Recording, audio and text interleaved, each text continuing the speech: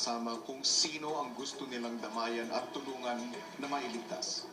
Ngunit, dahil 5 sila at 6 kayo, nangangahulugan na may isa sa inyo na hindi magkakaroon ng karamay.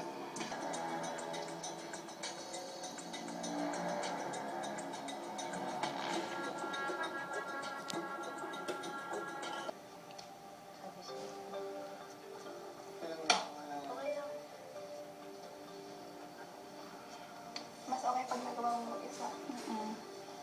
Masarap sa feeling. Tayo pala yung choice natin din. Kung manalo ka, mas masarap.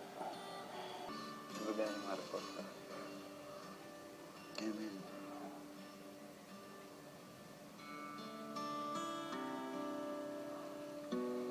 May sasal na naman ako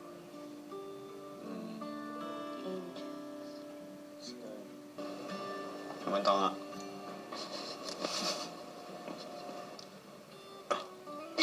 Isa. Oo, na-smile na siya. Sige, Joshua. Samahin mo yung partner mo. Good luck. Anong nararamdaman mo? Ninisip ko lang po kung ano po yung challenge, ganun po. Kung kakayanin ko po kahit na wala pong kasama. Si Jane wala ano. Saan siya? Nag-sure na ba? Kasi 6 kayo, may isa talaga daw na wala. Si Jane agad dumiretso sa girl's bedroom. Sa palagay mo, bakit walang pumili sa'yo? Hindi ko po alam, kuya. Kanya-kanya naman po siguro ng way kung ano po yung naging decision nila. Pero yun nga, ayoko na nga pong isipin yung lungkot kasi ayoko pong umiyak. Ayokong isipin yung negative side about it.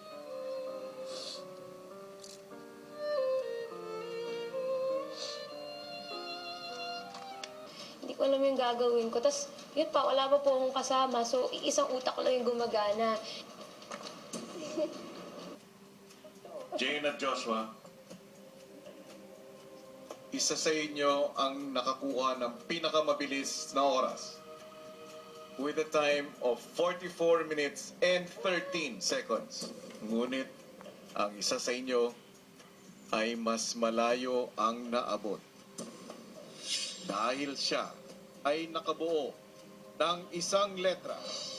Congratulations, you're saved this week, Jane.